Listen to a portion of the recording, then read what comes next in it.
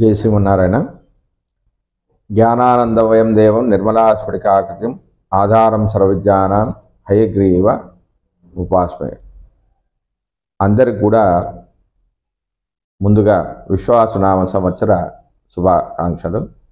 ఈ సంవత్సరం అందరికి కూడా కష్టాలన్నీ తొలగిపోయి అన్నీ శుభాలే కలగాలని, ఆ యొక్క లక్ష్మీనారాయణ స్వామి యొక్క అనుగ్రహం కలగాలని, అందరినీ కూడా ఆ స్వామివారి చల్లని చూపులతో చూడాలని ఆకాంక్షిస్తూ మనం ఏప్రిల్ నెల మాస ఫలితాల గురించి తెలుసుకుందాం.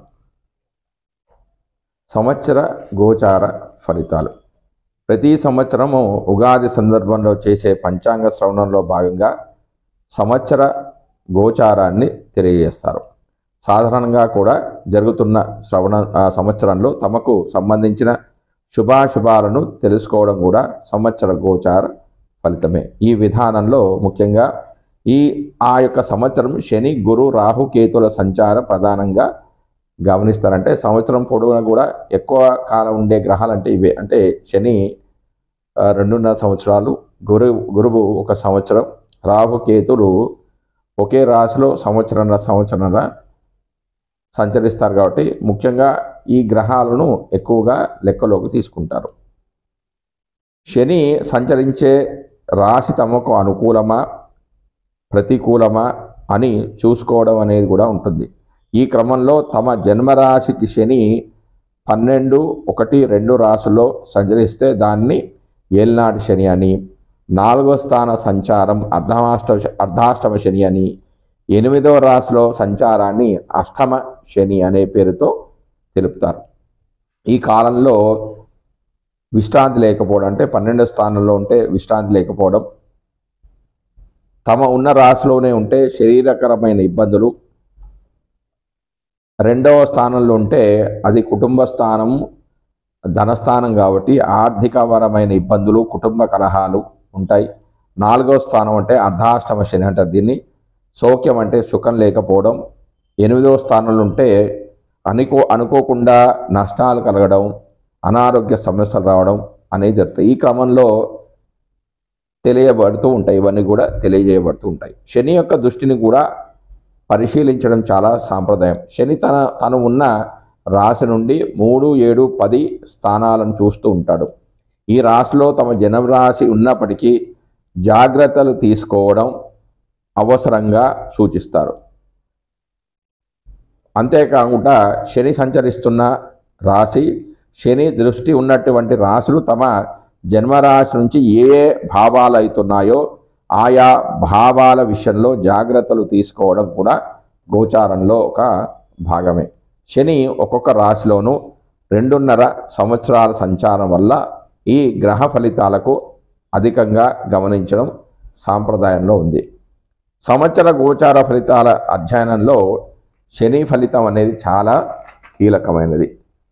గురుగ్రహ సంచారాన్ని కూడా సంవత్సర గోచారంలో భాగంగా పరిశీలిస్తారు. ఎందుకంటే ఒక్క రాశిలో 1 సంవత్సరం పాటున గురువు గ్రహం సంచరిస్తూ ఉంటాడు. గురువు తానున్న రాశి నుంచి 5, 7, 9 రాశులను చూడడం వల్ల ఆయా రాశుల వారికి అనుకూలతలను తెలియజేయడం అనేది జరుగుతుంది. జన్మరాశి నుండి 2, 5, 7, 9, 11 రాశిలో సంచరిస్తున్నప్పుడు ఆర్థిక, సంతాన, వైవాహిక సంతృప్తి, లాభాలను జాతకుడు పొందవచ్చు. గురు దృష్టి ఉన్నటువంటి భావాల్లో లోపాలున్నా కూడా సరిదిద్దబడతాయి. ఆ సంవత్సరంలో ఏ కార్యక్రమాలకు అనుకూలమో ఏ కార్యక్రమాలకు ప్రతికూలమో కూడా గురుగ్రహ గోచారం ద్వారా గమనించవచ్చు. నూతన సంకల్పాలు నెరవేరడానికి, వివాహ, సంతానాది అంశాలు పరిపూర్ణత కోసం గురుగ్రహ గోచారం అనుకూలంగా ఉండే విధంగా చూస్తుండడం సాంప్రదాయం. ఇక రాహుకేతుల విషయానికి వస్తే, రాహుకేతులు తామున్న రాశులకు అనుసరించే భావాలకు సంబంధించిన అశుభ ఫలితాలను ఇస్తూ ఉంటారు. ముఖ్యంగా 3, 6, 11 స్థానాల్లో తప్ప మిగిలిన స్థానాల్లో ఆయా భావాలకు లోపాలను తెలియజేయడం గోచార సాంప్రదాయం. ఏదైనా శుభగ్రహంతో కలిసి ఉన్నప్పటికీ ఆ గ్రహం యొక్క శుభత్వాన్ని తగ్గించే విధంగా రాహు కేతు గ్రహాలు అనేవి ఉంటాయి. అందువల్ల ప్రతి రాశి వారికి రాహువు కేతు ఉన్నటువంటి భావాలను జాగ్రత్తగా చూసుకోవాల్సి ఉంటుంది. శని గురు రాహుకేతులు అధిక కాలంలో ఒక రాశిలో సంచరించడం వల్ల సంవత్సర ఫల నిర్ణయంలో వీరి ప్రాధాన్యం అధికంగా ఉంటుంది. ఇక మాస గోచార ఫలితాలను ప్రభావం చేసే గ్రహాలు ఏమిటో వాటి గురించి మనం ఇప్పుడు తెలుసుకుందాం. ఒక మాసం తమకు అనుకూలమా ప్రతికూలమా అని గమనించేటందుకు రవి కుజ శుక్ర బుధ గ్రహాలను గమనించడం అనేది సాంప్రదాయం. సూర్యుడు 3, 6, 10, 11 రాశుల్లో సంచరించే సమయంలో మాత్రమే శుభ ఫలితాలను ఇస్తాడు. మిగిలిన సమయాల్లో అతడు సంచరించే రాశి దృష్టి ఉన్న సప్తమ రాశి విషయంలో జాగ్రత్తలు తీసుకోవాలి. వేరువేరు జన్మరాశుల వారికి రవి సంచరిస్తున్న రాశి దృష్టి ఉన్నటువంటి రాశులు ఏ భావాలైతాయో గమనించి వాటికి అనుకూలమైన ఫలితాలను నిర్దేశించాల్సి ఉంటుంది. రవి గోచారంలో వ్యతిరేకంగా ఉన్న సమయంలో అధికార ప్రభుత్వ సంబంధమైన సమస్యలు, అనారోగ్య లోపాలకు, మానసికమైన ఒత్తిడులకు అధికమైన అవకాశం అనేది చాలా ఉంటుంది. అదేవిధంగా కుజుడు గోచారంలో అననుకూలమైన రాశులలో సంచరిస్తుంటే చిన్న చిన్న ప్రమాదాలు, ఒత్తిడులు, శరీరకమైన అనారోగ్యాలు, నొప్పులకు అవకాశం అనేది అధికంగా ఉంది. అంతేకాకుండా సామాజికంగా అప్పులు పెరగడం, శత్రుత్వాలు అధికం కావడం కూడా ఉంటుంది. తగిన దాన ధర్మాలు అవసరమవుతాయి. 3, 6, 11 రాశుల్లో మాత్రమే శుభ ఫలితాలను కుజుడు ఇచ్చినప్పటికీ తాను సంచరిస్తున్న రాశి దృష్టి ఉన్నటువంటి 4, 7, 8 రాశులను కూడా ఫలితాల విషయంలో లెక్కలోకి తీసుకోవాలి. బుధుడు గోచారంలో అననుకూలమైన ప్రదేశాల్లో ఉన్నప్పుడు వ్యాపారాదులలో లోపాలకు అధికమైన అవకాశం అనేది ఉంటుంది. పెట్టుబడులు అనేవి ఫలించవు. స్ఫురణ శక్తి అనేది లోపిస్తుంటుంది. శారీరక చైతన్యం తగ్గిపోయే సూచనలు ఉన్నాయి. కొంత బలహీన మనస్తత్వం, ఆలోచన తత్వంలో లోపాలకు అవకాశం అనేది కలుగుతుంటుంది. రోగ నిరోధక శక్తి లోపించడం వల్ల కలిగే సమస్యలు అనేవి పెరుగుతాయి. బుధుడు 2, 4, 6, 8, 10, 11 స్థానాల్లో శుభ ఫలితాలను ఇస్తాడు. తాను చూస్తున్న భావాలకు కూడా శుభాన్ని ఇస్తాడు. శుక్రుడు అధిక స్థానాల్లో గోచారిత్యా అనుకూలంగా ఉన్నప్పటికీ, అంటే శుక్రుడు అధిక స్థానాల్లో శుభ ఫలితాన్ని కలిగజేస్తాడు. బలహీనమైన గోచార ఫలితాలు ఇచ్చే స్థానాల్లో అంటే 6, 7, 10 స్థానాల్లో కొంచెం ఇబ్బందికరమైన పరిస్థితులు అనేవి ఉంటాయి. అంటే ఆ స్థానాల్లో ఉంటే శుక్రుడు చెడు ఫలితాన్ని ఇస్తాడు. బలహీనమైన గోచార ఫలితాల ఇచ్చే స్థానాల్లో మనోభిష్టాలు నెరవేరక ఇబ్బంది అనేది పడుతూ ఉంటారు. శుక్రుడు ఒక రాశిలో సంచరించే కాలంలో మానసిక వ్యవహారాలు, ఆకర్షణలో లోపాలు, ఇబ్బందులకు అవకాశం అనేది ఉంటుంది. అవగాహన లోపాలుంటాయి. శరీరంలో హార్మోన్ల లోపాలు ఏర్పడతాయి. సమతుల్యమైన భావాలు దెబ్బతింటాయి. శుక్రుని విషయంలో 6, 7, 10 రాశుల సంచారం మాత్రం లోపమైనది. 6వ స్థానం సంచారం అధికమైన లోపంగా పరిగణిస్తారు. భార్యాభర్తల మధ్యలో అభిప్రాయ భేదాలకు కూడా ఇటువంటి అంశాలు కారణమవుతాయి. మానసికమైన ఒత్తిడి తీవ్రంగా ఉంటుంది. ఒక నెల రోజులు కొంత ఎక్కువ తక్కువలతో కూడుకున్న రోజుల్లో సంచరించే గ్రహాలు ఇవి. అందువల్ల వీటి ద్వారా కలిగే ఫలితాలు ఆ మాసాదులకు చెంది ఉంటాయి. అయితే శుభ సమయంలో కార్యక్రమం ప్రారంభించి పూర్తి చేయడానికి ఇటువంటి అనుకూల గ్రహ సంచారాదుల వల్ల ఫలితం అధికంగా ఉంటుంది. జై శ్రీమన్నారాయణ. జై శ్రీమన్నారాయణ. మన ఇప్పుడు ఈ వీడియోలో ఏప్రిల్ నెల వృషభ రాశి వారి యొక్క గోచార ఫలితాలు గురించి తెలుసుకుందాం. వృషభ రాశి వారికి రవి లాభస్థానంలో సంచరిస్తున్నాడు. నవగ్రహాలన్నీ కూడా 11వ స్థానంలో సంచరించే సందర్భంలో శుభ ఫలితాలనే ఇస్తారు. ఇక రవి 11వ స్థానంలో ఉండడం వల్ల ఎలాంటి ఫలితాలు ఇస్తాడు అనేది తెలుసుకుందాం. ఆస్తులను ధనాన్ని సంపాదించుకుంటారు.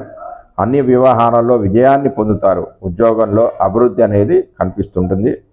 ప్రభుత్వ మూలకంగా అందవలసిన సహాయ సహకారాన్ని లభిస్తాయి. ఆరోగ్యం అనేది మెరుగుపడుతుంది. వ్యాపార లాభాలు ఉంటాయి.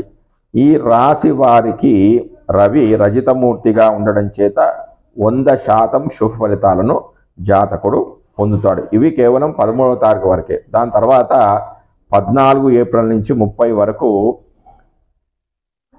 రవి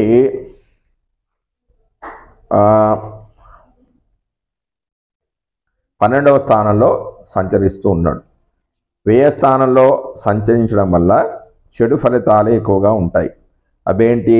వ్యయం అంటే ఖర్చులకు సంబంధించిన అనేక రకాలుగా ఖర్చులు కావడం, అనారోగ్య సమస్యలు తలెత్తడం, మానసికమైన ఒత్తిడి, బంధనము, అనేక రకాల ఇబ్బందులు జాతకుడు పొందుతాడు. కానీ ఈ రాశి వారికి రవి సువర్ణమూర్తిగా ఉండడం చేత అందులో కేవలం 25% మాత్రమే చెడు ఫలితాలను జాతకుడు పొందే అవకాశం అనేది ఉంది. దాని తర్వాత కుజుడు యొక్క ఫలితాలు. వృషభ రాశి వారికి కుజుడు ఈ నెల అంతా కూడా 3వ స్థానంలో సంచరిస్తున్నాడు. అంటే పాపగ్రహాలు 3, 6, 11 స్థానాల్లో సంచరించినప్పుడు శుభ ఫలితాలని కలిగజేస్తారు.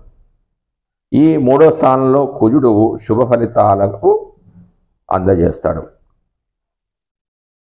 అవేంటి అంటే సోదరుల వల్ల సుఖ సంతోషాలు ఉంటాయి. మంచి ఆరోగ్యం అనేది కలుగుతుంది. వ్యాపారంలో మెరుగైన ఫలితాలు కనిపిస్తాయి. వృత్తి ఉద్యోగాల్లో అభివృద్ధి.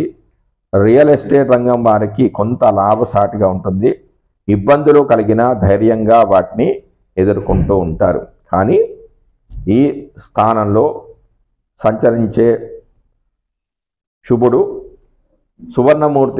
కుజుడు సువర్ణమూర్తిగా ఉండడం చేత కేవలం 25% మాత్రమే శుభ ఫలితాన్ని జాతకుడు పొందే అవకాశం అనేది ఉంది. దాని తర్వాత బుధుడు యొక్క ఫలితాలు. వృషభ రాశి వారికి బుధుడు లాభస్థానంలో సంచరిస్తూ ఉన్నాడు. లాభస్థానం అంటే ఏకాదశ స్థానంలో సంచరిస్తున్నాడు. అంటే ఇంతకుముందుకే చెప్పుకున్నాం కదా, ఏ స్థానంలోనైనా 11వ స్థానంలో ఏ శుభగ్రహం కానీ పాపగ్రహం కానీ సంచరిస్తున్నప్పుడు శుభ ఫలితాన్ని జాతకుడు పొందుతాడు. అవేంటి? వివాహము, పుత్రపోత్రాది సంతాన ప్రాప్తి ఉంటుంది. సంపదలు అనేవి కలుగుతాయి. విలువైన ఆభరణాలు కొనుగోలు చేస్తారు. ఆర్థికంగా లాభాలు ఉంటాయి. గృహంలో శుభకార్యాలు చేస్తారు.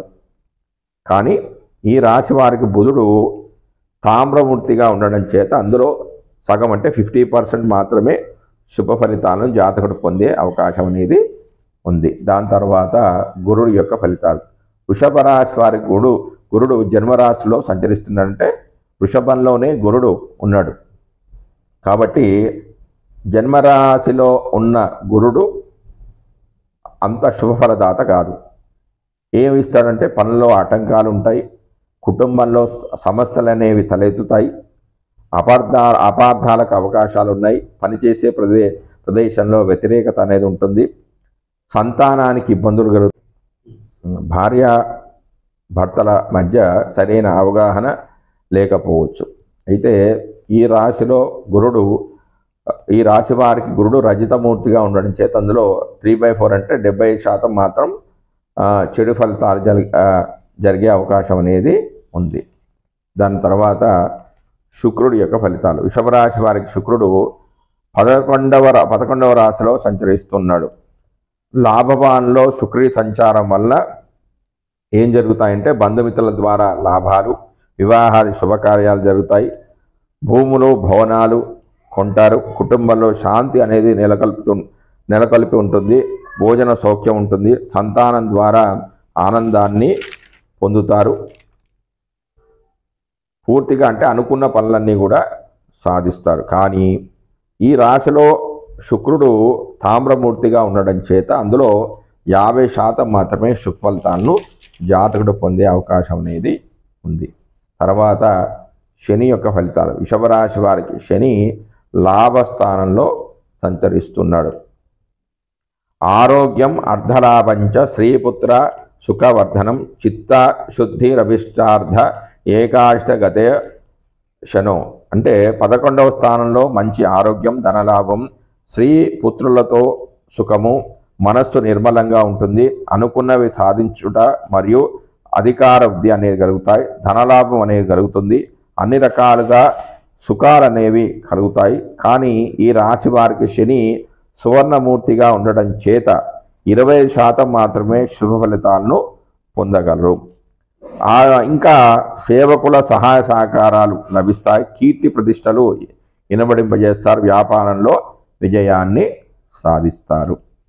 దాని తర్వాత రాహు యొక్క ఫలితాలు. వృషభ రాశి వారికి రాహు లాభస్థానంలో సంచరిస్తున్నాడు. గోవాజీ గజ సంగాన క్షీరాన్నాది సుఖభోజనం వస్త్రమాల్యాది లాభంచ ఏకాదశగతో ఫణి అంటే 11వ ఇంట ఆవులు గుర్రాలు ఏనుగులు లభిస్తాయి, పాయసం వంటి సుఖవంతమైన భోజనం చేస్తారు, వస్త్ర పుష్పమాలిక వంటి లాభాలు ఉంటాయి. ఇక్కడ ఆవులు గుర్రాలు ఏనుగులు అంటే కార్లు లారీలు వంటి భారీ వాహనాలను కొనుగోలు చేస్తారు, నూతన వస్త్రాలను ధరిస్తారు, కుటుంబ సౌఖ్యం అనేది ఉంటుంది, చింతల నుంచి విముక్తి అనేది లభిస్తుంది, సుఖ సంతోషాలు ఉంటాయి, సోదర సౌఖ్యం లభిస్తుంది. కానీ ఇందులో 25% మాత్రమే శుభ ఫలితాలను జాతకుడు పొందే అవకాశం అనేది. ఎందుకంటే ఈ రాశిలో రాహువు సువర్ణమూర్తిగా ఉండడం వల్ల. తర్వాత కేతువు యొక్క ఫలితాలు.